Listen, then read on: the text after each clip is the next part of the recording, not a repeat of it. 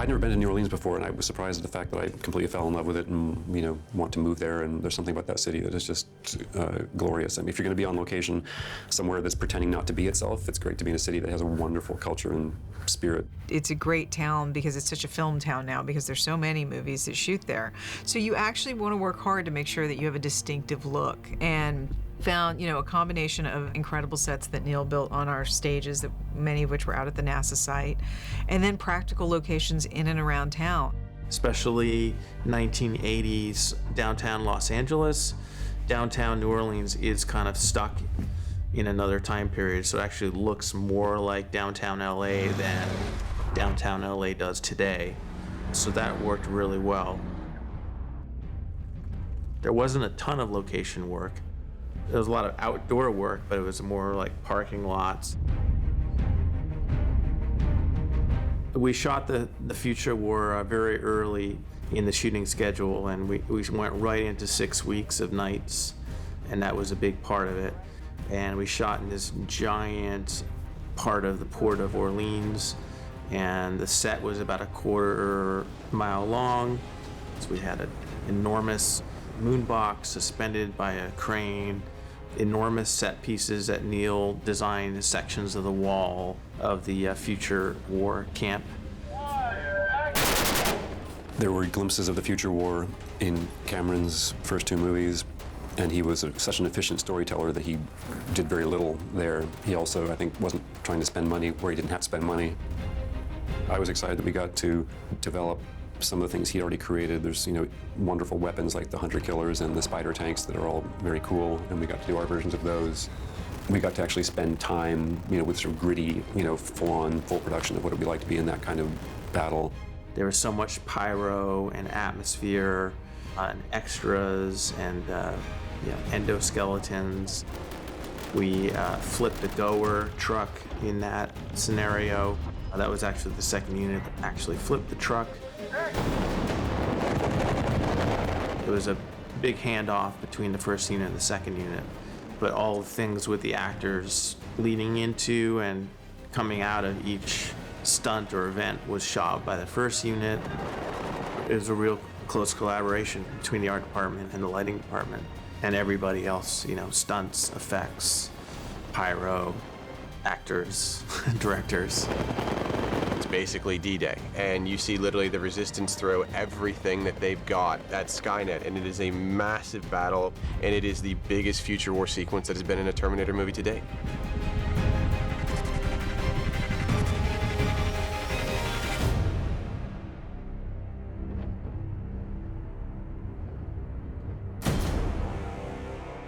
The Griffith Park sequence was, tremendously involved in recreating actual Griffith Park in New Orleans in a parking lot. It's surreal to see it all put together. With Arnold, I think there was a turning point for everybody. For me, I knew he had to be in the movie, but I'd never met him. And I remember having breakfast with him the first time and having no idea what kind of person I was going to be meeting. He's a movie star forever. He's an action star forever. He was governor. I have no idea what kind of human being that's going to lead to. And the first line I crossed was realizing that he's wonderful to be around. He's open and sensible and funny, and not just my first breakfast with him, but then with the crew, seeing him laugh, and he always eats lunch with the crew. He's completely unpretentious that way. One of my favorite moments was when we were shooting the Griffith Park Observatory the very first night, and it's Arnold's reveal in the movie where he pulls his hoodie back and he says, "I've been waiting for you." Ready and action! I've been waiting. And you actually got to look around at the entire crew. The age range is early 20s to 60, and everybody's just grinning ear to ear because the Terminator is on set. See? And action! I've been waiting for you. It's the thing he was born to do. And he's phenomenal at it. And it was like all of a sudden you were stepping back in time and remembering where you were, both for T1 and T2, every time Arnold walked on screen. I've been waiting for you. In this movie, you see this same scene as the 1984 scene, except the scene will unfold in a different way. Except now because of the visual effects that you can do and because of the technology that's available, you can tell that story even better. What was really challenging about it is the Guardian in 1984 is, 20 plus years younger than Arnold himself. We actually scoured the earth to find basically a bodybuilder by the name of Brett. He was the only person who had that 50-inch back that Arnold actually had, but his biceps and quads, everything else was slightly lesser than. And then obviously that served as really our proxy. So when you shoot the fight sequence, Arnold and basically everyone has something to interact with.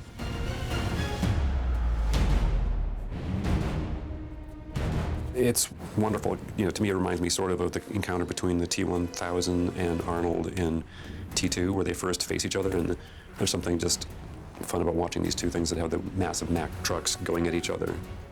So it's a human scale fight with punches being thrown, but each one is, like a pile driver. The fight tilts in one direction because, let's face it, our Guardian's been around a little longer and he's starting to show some wear and tear.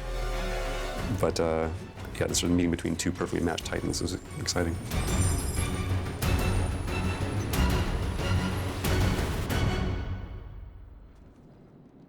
One of the things we said as we were developing the script is we'd love for people to think, up until they get to the moment that Kyle Reese returns to 1984, oh my God, are they really just remaking the first movie but with a bigger future war sequence? Why would they do that? And the reality is we're not.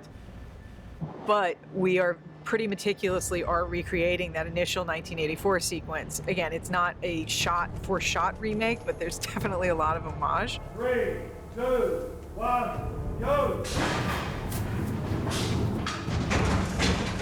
Come with me if you want to live. Sometimes we felt like, oh God, we have to shoot this way because look, that's how it was done before. We had to find the right balance of how much we were recreating them exactly and how much we were sort of doing our versions of them.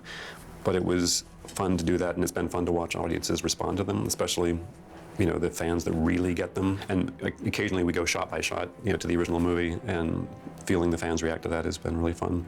Because the broader audience may not understand exactly what the reference is, but the fans, there's a wonderful sort of laugh that you feel in the audience. Set and action! 3, 2, 1, go!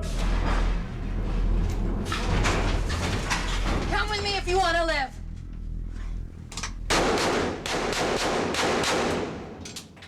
Now, soldier. And we cut. Cut. The power plant was a big set piece, which was actually a real, location, an abandoned power plant. We scouted a bunch of different actual locations here in New Orleans, and that particular building has so much richness and character and age. Just a great sort of old abandoned feeling to it. It also needed to be able to hold the armored truck, be big enough for an interesting fight. How do you even describe that building? It sort of has a roof. Yes, it was basically, it was an abandoned power station. And it was kind of falling apart, and we actually had a horrible day where we got rained out, and there was literally a monsoon that came in, and we were like, well, we're inside, we're gonna be fine. And there were holes in the roof. No. And so the whole thing— There's about 3 feet of water. Yeah. And then after that, we're like, well, great, we'll go to the cover set, but all the trucks had sunk into the mud at the power station. So literally me and Dana were sitting in our trailers till about 3 a.m. till we were finally like, this is not going to stop. We are not going to shoot today. And for the record, it was forecast for scattered showers. Yes. Getting Byung-Hun Lee to play the T-1000 was fantastic. He took it so seriously. He was so focused on getting the choreography right for this character. He was correcting me occasionally when I would suggest something, and he would say, I don't think he would do that, because he'd really thought about it. And I think he's achieved some of the things that Robert Patrick achieved in in T2, which sort of set the bar for this kind of creature. He's physically beautiful, he's graceful, he's elegant, but he's lethal and scary. Sounds fit. Hey, Mark. I watched T2 again. Actually, I watched it a lot. And it was still so fun. And I try to be like him. Sarah, go. Action-wise, it was so different because I've never acted not as a human, as a machine. I couldn't blink. I couldn't breathe. Action. It was just such a perfect fit. He was like, performed just like a machine. Is he really a machine, or what's going on here? Because he was so good and so precise. He would do 10 takes, and he would hit not a millimeter away from the mark every single time. I talked to him at one point, and he told me that he believes, like I do, in reps, because he comes from the athletic background, and so it's all about reps, doing it over and over in order to be precise. As soon as I got here, production introduced me, the movement coach. I thought I was gonna meet, some action coordinator or a stunt guy, but Nito, he's basically a dancer. So I was a little surprised by that, but he was really good for my movements, and he helped me a lot. Neil built enormous set pieces. The tunnels, the interior was all beautiful sets built by Neil and conceived by Neil as if there were tunnels underneath this power plant.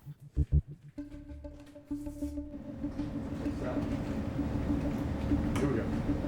And action. So you set a trap. Had to. Can't leave any future tech behind when we go. Go. Go where? The TDD that is in 1984. And I wanted it to feel like, that we would believe we were underneath that building. I think that the board form concrete is really a beautiful job.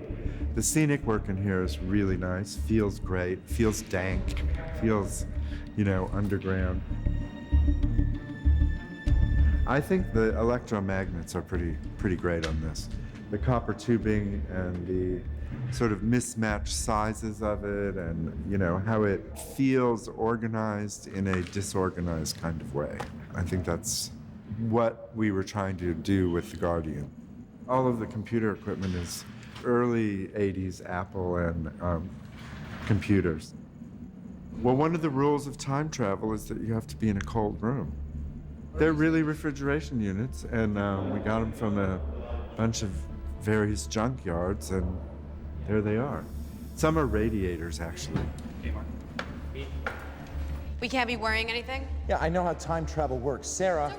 The number of arms and how they work, the number of rings and how they spin, the way that a person is lifted into the time machine, the idea that the room is cold. It applies to the other sets. So the frosted quality of the edges of things, and the idea that we're refrigerating the space.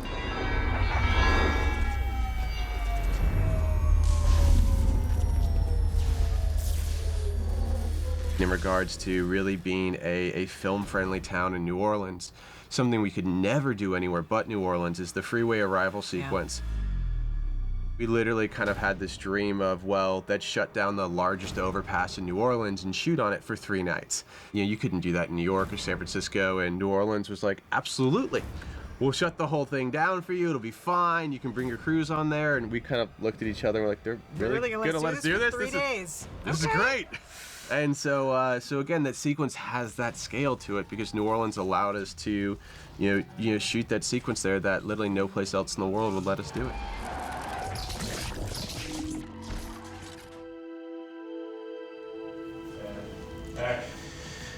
All right, let's go. I'll get us out of here. Stay close. Wait.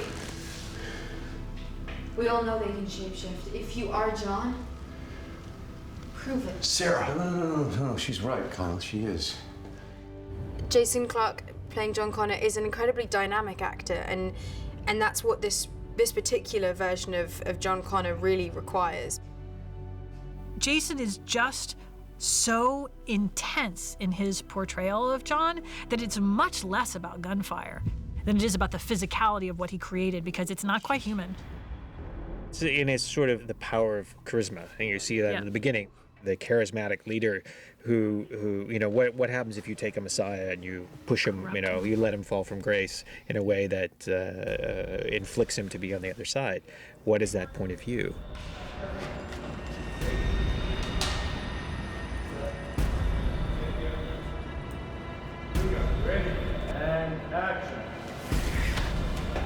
I always look at a character from, what he's doing is right in his own mind. And I think John's agenda and his decision about what's happened to him is very justified, in terms of he believes that the only way to break this cycle is to not just side with the machine, but become part of the machine. Let him go. Right now.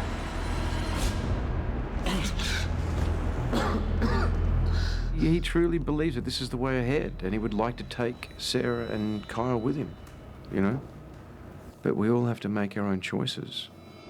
See, I'm not machine. I'm not man. I'm more. What do you want from us?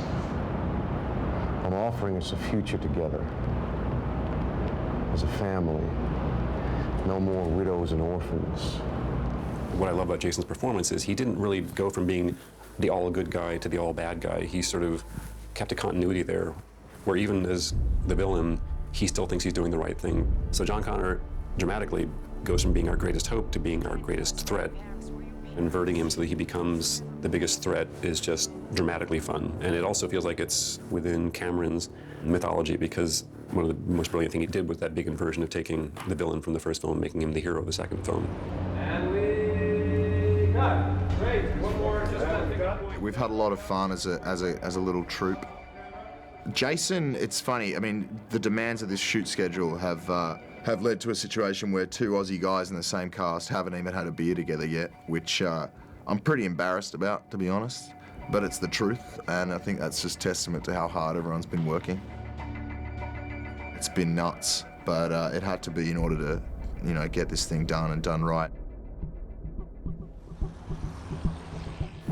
There are things that New Orleans could really deliver for us, and the one place we went on location to actually nail it was San Francisco, because our film ends there, and we had to get some of the iconography that you only get there to go to the Golden Gate and go to the bunkers up in the hills above the Golden Gate. Oh, I love it. It's the way to do it. It becomes realer for everybody, and one less degree of pretend. San Francisco has such a unique look and a unique quality of light. And it was so helpful to actually be able to capture some of that.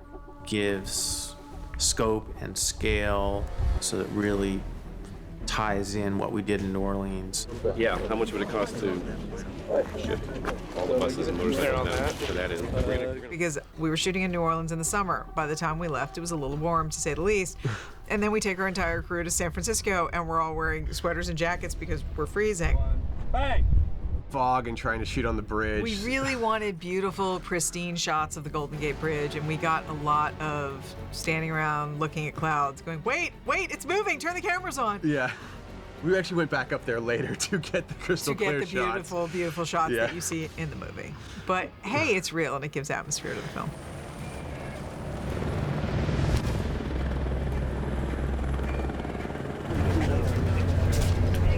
Hi, you're towering. So we'll start after my way of recognizing. Alan Taylor is he's just so good. He's just so good. Alan is, I don't understand how anybody, can keep all these balls in the air and have a clue about what's going on. And his sense of the big picture is so complete and so thorough.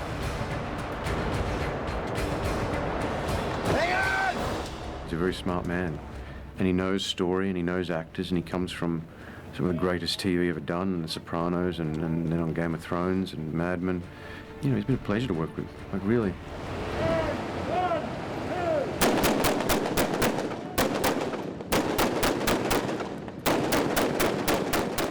The great thing about Alan Taylor is he doesn't get intimidated. A lot of times when I have a new director in the film, they don't know how far should they go with correcting me, or what should they say and how should they say it.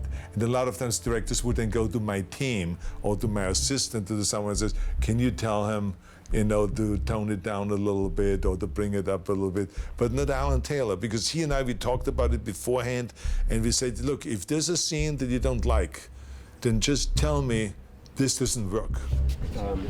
Ideally, on action, you start to walk. This time, it felt like you hesitated and you came in fast. Oh, I So I see. think coming not so Yeah, hard. yeah. It's just basically you're walking forward. Exactly. Okay, good.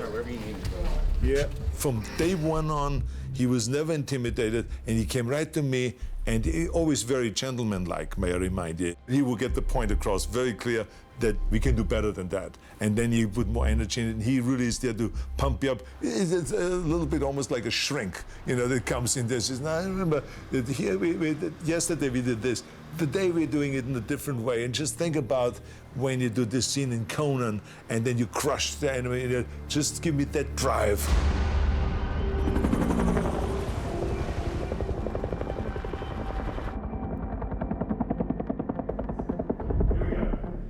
Ready and go!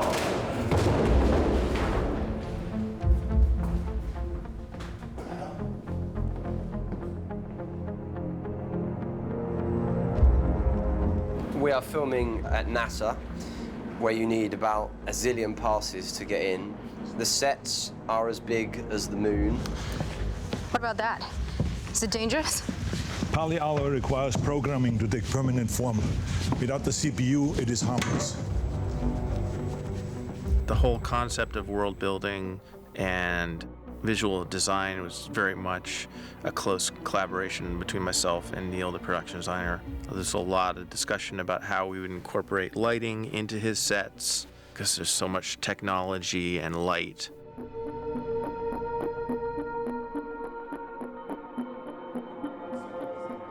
Matt Smith plays the T-5000, which is something that we've never seen, which is very much the personification of Skynet walking the Earth. For me, what's been exciting about this challenge is that it's the idea and the notion that I get to play someone that's a bad guy.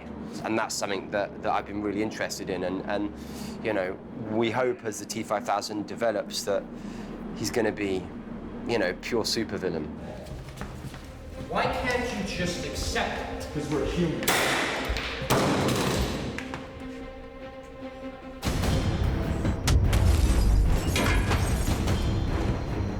The final battle sequence in the third act is epic. Good versus evil, and technology versus man, and a huge amount was shot by the second unit.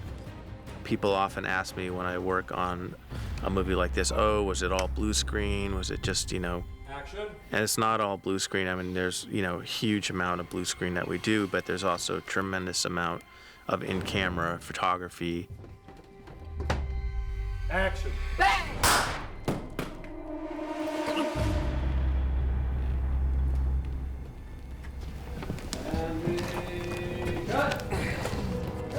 Well, if you're going to throw it down with anyone on the screen, you want it to be Schwarzenegger. I love that. I mean, he's a lot of fun, Close up of him again. Me again. And he's still in shape. I mean, he's a strong dude. And he knows what he's doing. I mean, he's got so much experience with fights and on film. One. Action. Well, you only get to do this kind of action on a big budget film. I mean, lots of, suspension, ropes, pulleys and all that, but not just in a base. I mean, some of them have very complicated setups and ups and moves, and just use them just for a big wild swing, but just a little bit here and pull there. And action. It's just that great thing of trying to, so that each adds to the other, that it becomes, but still based in a reality, in a world that we've created that exists, and we stick to the rules. And Arnold really talked a lot about the fighting and how Terminators fight, and how, that him and Jim, particularly in the ones that they did together, it was a real big thing about the style of the way it operates. And I know we've all worked very hard to try and, be true to that, and also keep that imagination and that thread going.